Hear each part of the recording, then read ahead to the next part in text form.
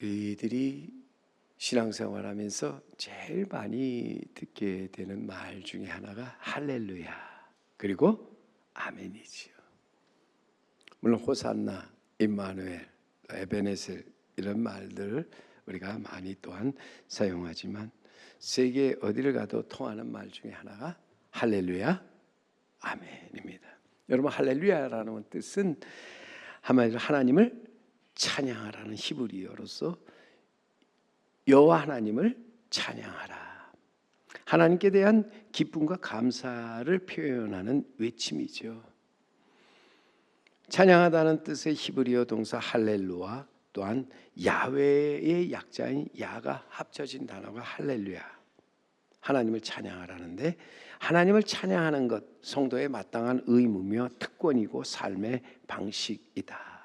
하나님께서 우리를 창조하시고 구원하셨기 때문에 우리는 감사와 경애를 표현해야 하며, 더 나아가서 하나님을 찬양하는 것이 진정 합당하고 아름답고 마땅한 일이라. 그래서 시편 147편 1절에 보면 시인은 이렇게 얘기합니다. 할렐루야, 우리 하나님을 찬양하는 일이 선하며 찬송하는 일이 아름답고 마땅하도다. 찬송하는 것이 우리에게 얼마나 아름답고 마땅한가. 그리고 여러분, 아멘이라는 말은 히브리어로 이제 역시 진실로 참으로 그렇게 되길 바랍니다라는 뜻을 가지고 있죠. 주로 기도나 성경 낭독이 끝날 때 우리가 아멘으로 화답하게 되는데, 앞선 내용에 대한 동의와 신앙적인 표현으로 그 말이 그대로 이루어지기를, 그대로 되기를 바라는 기원과 확신을 나타내는 말이 아멘입니다. 그렇게 성도는 여러분 할렐루야와 아멘이 항상 입에서 떠나지 말아야 한다는 거예요. 우리가 하나님을 찬양하는 일이 선하고 또 아름다운 일입니다. 마땅한 일입니다. 에베소서 1장에 11절 12절에 가면 거기에 모든 일을 그의 뜻의 결정대로 일하시는 이의 계획을 따라서 우리가 예정을 입었으니 그 안에서 기업이 되었으니, 이는 그리스도 안에서 전부터 바라던 우리로 그의 영광의 찬송이 되게 하려 하심이라. 우리가 하나님 안에서 기업이 되었다 하는 것, 하나님의 소유가 되었다고 하는 것이지요. 하나님이 우리를 지으시고 택하사 부르셔서 그의 뜻에 따라 그의 기업, 즉 그의 소유가 되게 하신 것은 우리로 하여금 그리스도 안에서 그의 영광의 찬송이 되게 하려 하심이라. 하나님은 그의 영광의 찬송이 되게 하시려고 우리를 택하셨습니다. 부르셨습니다. 세우셨습니다. 그리고 우리를 다시 모으시고 고치시고 싸매어 주시며 우리를 인도하신다고 하는 것입니다. 오늘 우리 성도는 분명한 의미와 이 목적을 가지고 지음을 받은 자로서 하나님의 썩지 않고 더럽지 않고 쇠하지 아니하는 영원한 기업을 받은 보배롭고 존귀한 자라. 보배롭고 존귀한 보존으로 가장 선하고 아름답고 마땅한 일이 있다면 하나님의 영광을 노래하고 찬송하는 것이다.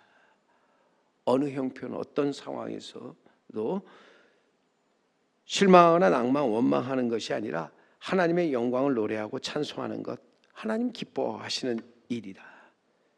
그러면서 성도의 선하고 아름답고 마땅한 일로 거기서 우리는 하나님의 놀라운 일들을 경험하게 된다. 하나님의 기적을 경험하게 된다 하는 것입니다.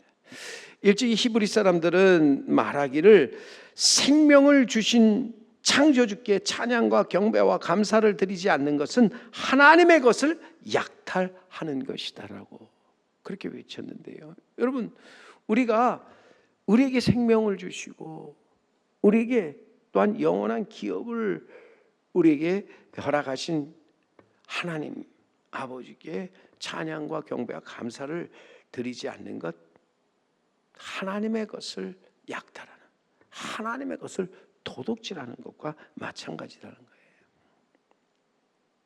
그러므로 우리는 마땅히 이 땅에 살면서 하나님의 영광을 노래하며 찬양하는 자 돼야 한다 하는 것이죠. 데이비드 프라이머라고 하는 분의 병들지 않으면이라는 시가 있는데, 그 시에 보면 병들지 않으면 드리지 못할 기도가 있습니다. 병들지 않으면 알지 못할 기적이 있습니다.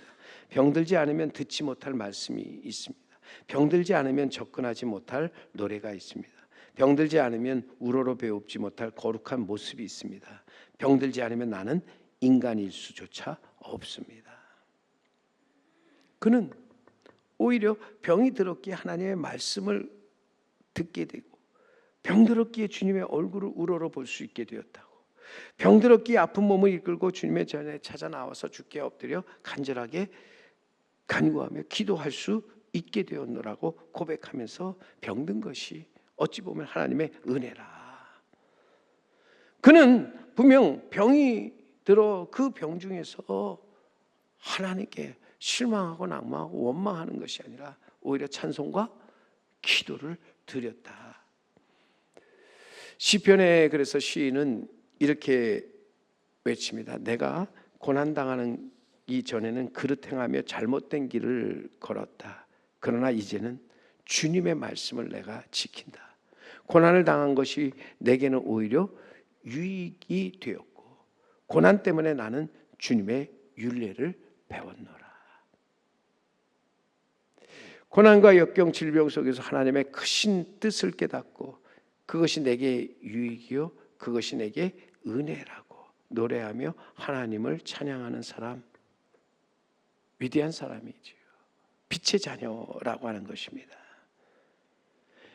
그러나 보세요, 많은 사람들 이 시인처럼 생각하지 않습니다. 병들면 이것은 무조건 하나님의 저주요 심판이요, 실패를 무조건 탄식하고 원망합니다. 고난당하면 하나님을 나를 버리셨노라고 한숨을 쉬며 손을 늘어뜨리죠. 이것은 아직도 어둠 속에서 하나님의 섭리를 알지 못하기 때문이라는 거예요. 하나님의 뜻을 깨닫지 못하였기 때문이죠. 내가 얼마나 하나님이 택하신 거룩하고 보배롭고 존귀한 존재인지 깨닫지 못하였기 때문이라고 하는 거예요. 그것을 깨닫게 되는 순간 우리는 어떠한 형편, 어떠한 상황에서도 하나님께 나아가서 노래하며 또한 하나님을 찬양한다.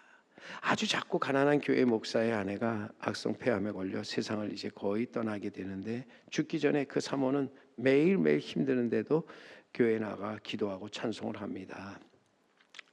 더 이상 교회에 나갈 수 없게 되자 그는 집에서 예배를 드리며 기도하고 성경을 읽고 일기를 썼는데, 마지막으로 기력이 다 되어 죽기 전에 바로 그는 이러한 글을 남기게 됩니다.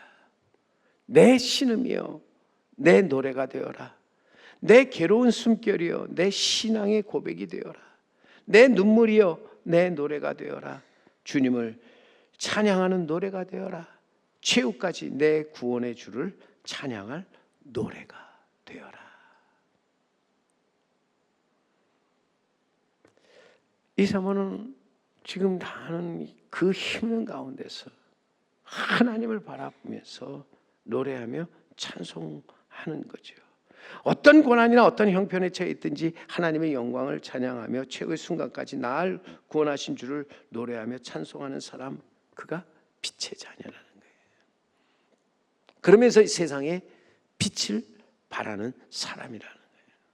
그리고 오늘 본문에 보면 사도 바울은 에베소 교인들에게 담대하게 외칩니다. 19절 말씀에 여러분, 오늘 본문에 시와 찬송과 신령한 노래들로 서로 화답하며 너희 마음으로 주께 노래하며 찬송하며.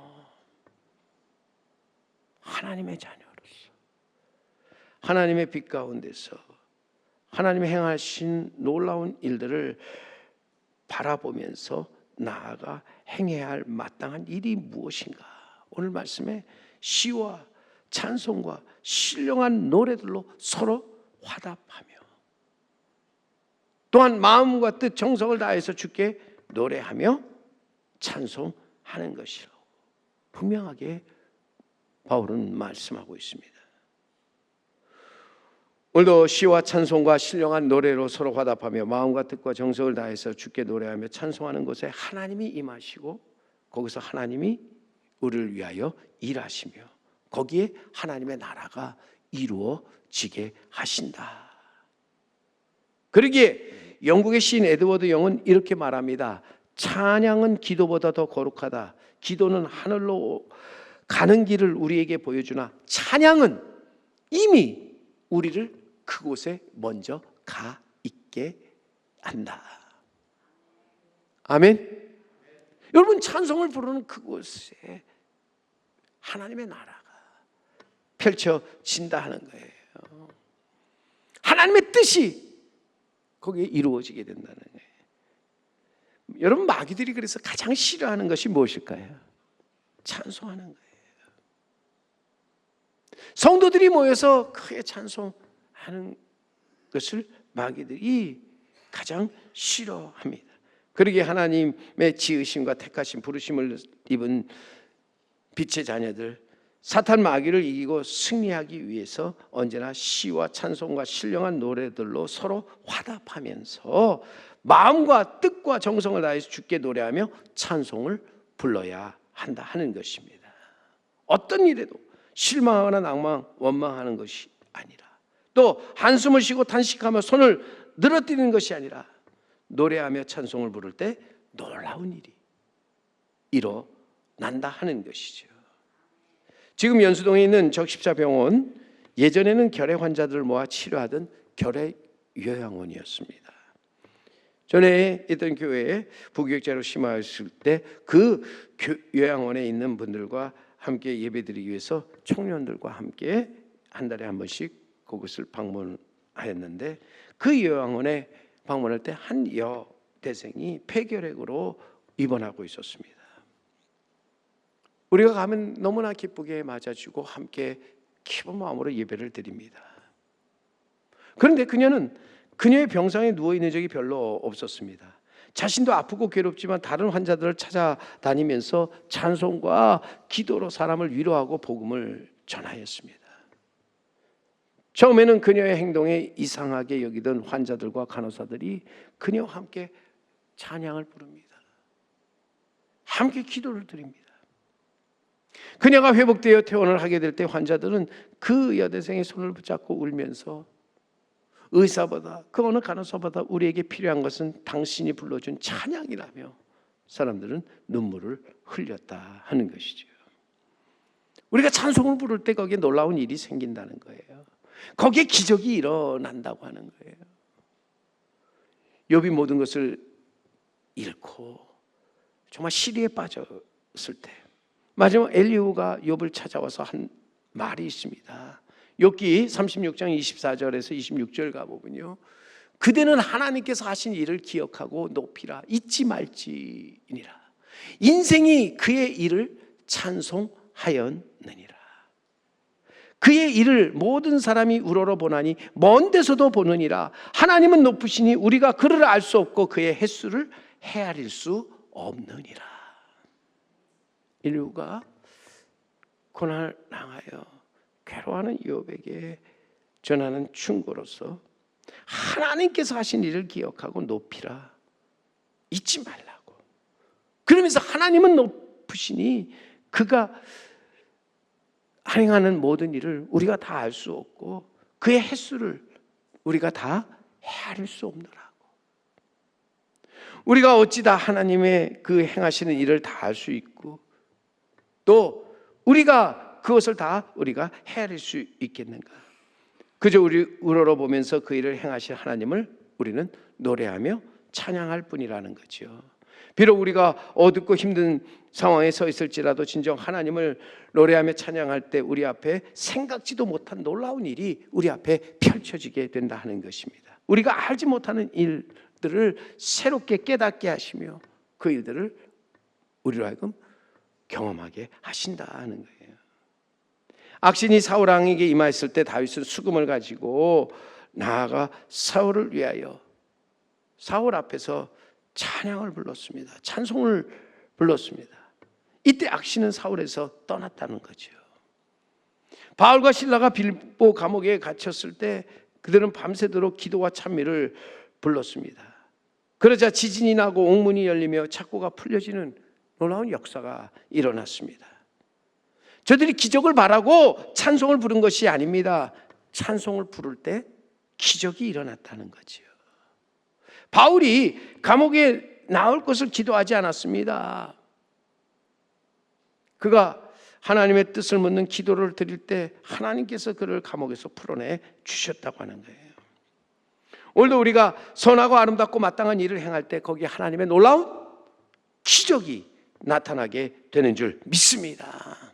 하나님의 놀라운 능력이 거기에 임하게 된다 하는 것입니다. 그러기에 찬송을 많이 부르는 자녀들 중에 잘못된 자녀가 없고, 찬송을 많이 부르는 가정에 불안한 가정이 없고, 찬송을 많이 부르는 교회 중에 뜨겁지 않은 교회가 없습니다. 어디든지 찬송 소리가 멎는 그 순간부터 인간의 소리가 커지고, 인간의 소리가 커지는 그 순간부터 교회는 시끄러워지게 된다 하는 것이죠. 기독교의 역사는 찬양과 함께 걸어왔다 하는 것입니다. 우리 신앙의 선배들을 보면 핍박을 당하거나 순교를 당할 때 찬양하였고, 괴롭고 고통스러울 때도 찬송을 불렀습니다. 뿐만 아니라 기쁘고 형통한 날에도 찬양하였습니다.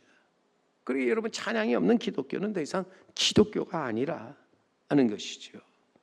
기독교 신앙이 다른 종교와 비교해 보면 확연히 다른 것은 찬양의 능력과 역사하심이 거기에 있다 하는 것입니다.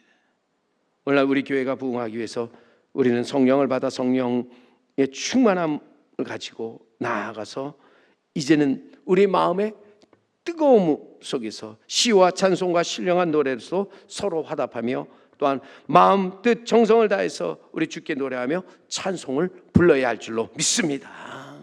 입을 크게 열어 하나님의 영광을 찬송할 때 하나님께서 우리의 모든 것을 회복시켜 주시고 우리를 다시 살게 하시며, 거기서 우리로 하여금 하나님의 놀라운 기적을 경험하게 하시는 줄 믿습니다.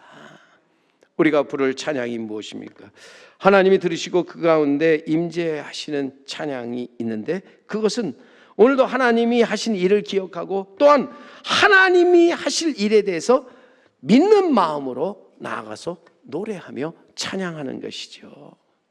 그러기에 우리가 부를 찬양에는 제일 먼저 우리는 감사하는 마음이 있어야 한다는 거예요.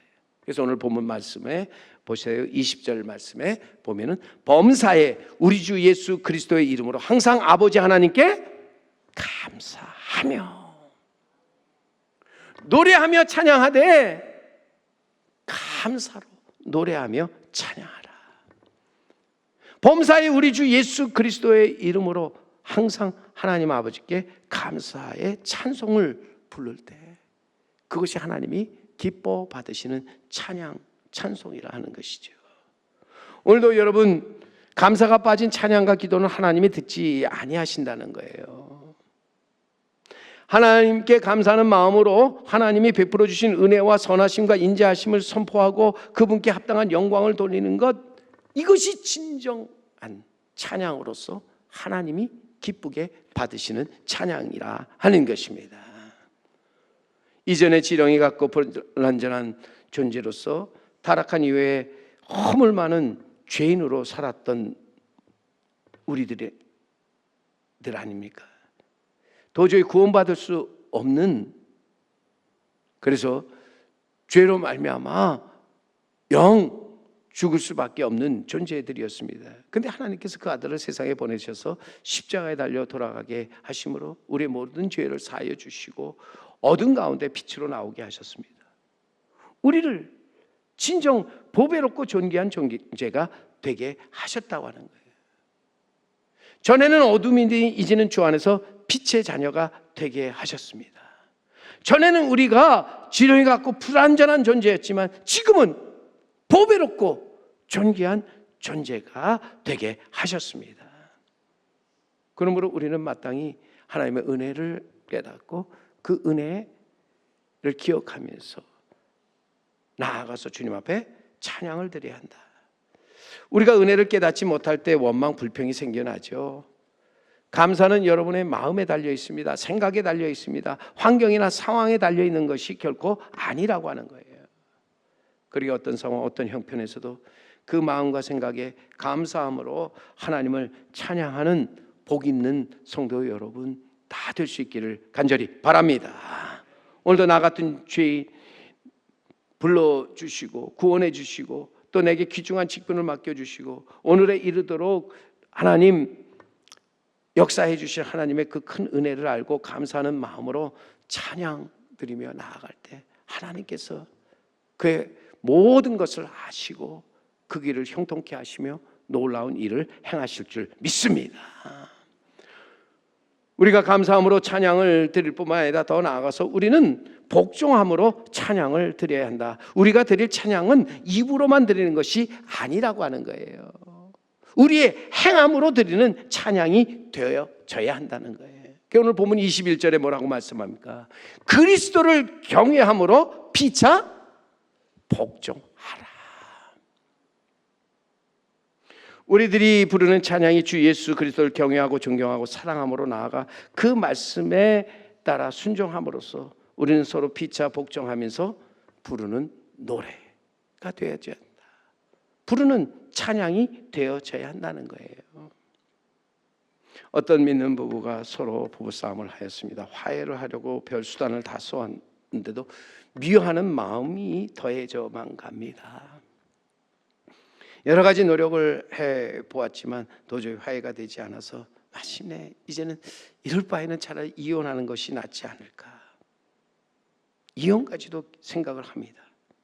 어느 날 두 사람이 함께 차를 타고 가는데 우연히 라디오 방송에서 사랑이라고 하는 복음송가가 흘러나옵니다. 사랑은 모든 걸 감싸주고 바라고 믿고 참아내며 사랑은 영원토록 변함없는. 늘 듣는 복음송가이지만 이 찬송을 듣는데 남편이 눈물을 흘립니다.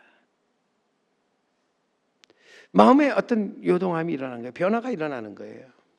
남편이 눈물을 훔치면서 옆을 보는데 옆에 있던 아내도 똑같이 눈물을 흘립니다.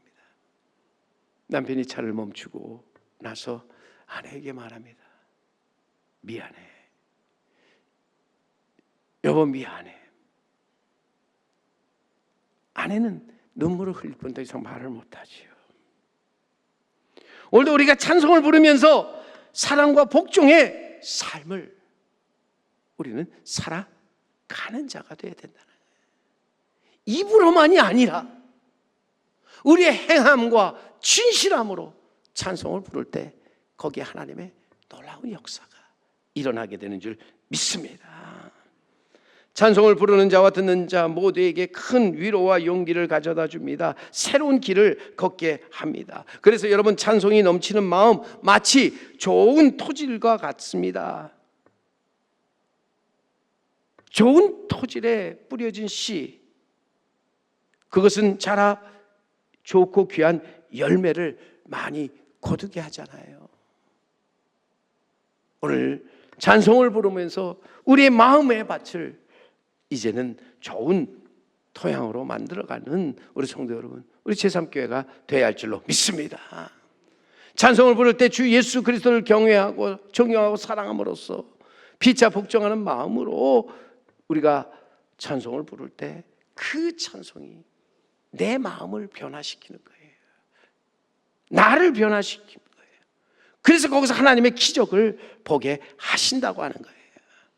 그러기에 찬송을 단순히 입으로만이 아닌 여러분 감사하는 마음, 더 나아가서 그리스도를 경외함으로 복종하는 마음으로 부르시는 우리 성도 여러분, 우리 제3교회가 되기를 간절히 바랍니다.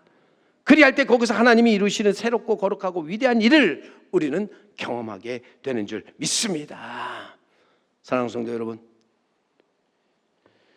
지금 여러분 인생의 어두운 밤을 지나가고 있습니까? 그렇다면 노래하시기 바랍니다. 밤의 두려움 속에서 좌절하지 말고 새로운 아침을 열어주실 하나님께 찬미의 제사를 드리시길 바랍니다. 우리가 드리는 감사와 찬미의 제사만이 하나님의 크신 능력을 풀어놓는 열쇠가 되는 줄 믿습니다. 거기서 우리는 다시 한번 모든 것을 새롭게 하시는, 고치시고 싸매시면서 거기서 새 일을 행하시는 하나님을 경험하게 되는 줄 믿습니다. 인간의 수단과 방법을 총동원해도 해결할 수 없고 동서남북을 바라보아도 꽉 막힌 절망풍인 어두운 밤, 그 처절한 아픔과 눈물뿐인 시리의 밤을 벗어날 수 있는 유일한 길이 있다면 우리가 하나님 앞에 시와 참미와 또한 새 노래를 우리 하나님 앞에서 부르면서 하나님의 영광을 찬양하는 것인 줄 믿습니다. 나아가 빛의 자녀로서 하나님이 하신 일들을 기억하고 또한 하나님이 하실 일들에 대해서 믿는 마음을 가지고 나아가서 하나님을 찬양하는 사람, 하나님께서 저의 찬양을 기쁘게 받아 주시며 또한 그 가운데 하나님께서 역사하셔서 놀라운 일을 행하신다 하는 것입니다. 우리가 부르는 찬송 중에 주 안에 있는 나에게 딴 근심이 있으랴, 십자가 밑에 나아가 내 짐을 풀었네, 주님을 찬송하면서 할렐루야 할렐루야, 내 앞길 멀고 험해도 나 주님만 따라가리. 내 앞길 멀고 험할지라도, 그리고 내가 힘들지라도, 여러분 사는 게 얼마나 힘듭니까? 사는 것만 힘든 게 아닙니다. 오늘 아침에 올라오는데 잘 지내시죠? 아니요, 힘들어요. 뭐가요? 늙어가는 게 힘들어요. 늙어가는 게 힘들다고 그러시더라고요. 여러분 늙어가는 것만 힘드세요? 죽는 것도 힘들어요. 인생 태어나는 것 힘든 일이지만 태어나서 늙고 병들고 죽는 것 인생인데 모든 게 다 힘든 거예요. 그러나 여러분 그 힘든 속에서도 찬송하며 나아가게 될 때, 시와 참여와 신령한 노래를 부르면서 나아가게 될 때, 그러면서 하나님의 영광을 찬양하게 될 때, 여러분에게 하나님께서 함께 하셔서 새 힘을 주시고 일어나 걷게 하시며 또한 끝까지 믿음의 선한 싸움에 달려갈 길을 달려가게 하시는 줄 믿습니다. 지극히 사랑하신 하나님께서 여러분의 영혼 깊은 곳에서 울려나오는 빛의 자녀로서의 노래와 찬양을 들으시고 결코 소홀히 여기지 아니하신다. 거기서 앞을 가로막고 있는 홍해가 열려지게 될 것입니다. 나를 가두었던 그 감옥문이 활짝 열리게 될 것입니다. 나를 해치러 나온 모든 원수들이 이제는 모든 것을 버리고 도망치게 될 것입니다. 노래하며 찬송을 부르며 내 앞길 멀고 험해도 언제나 주님만 따라가는 우리 성도 여러분, 그리고 제3교회가 되기를 주님의 이름으로 간절히 축원합니다.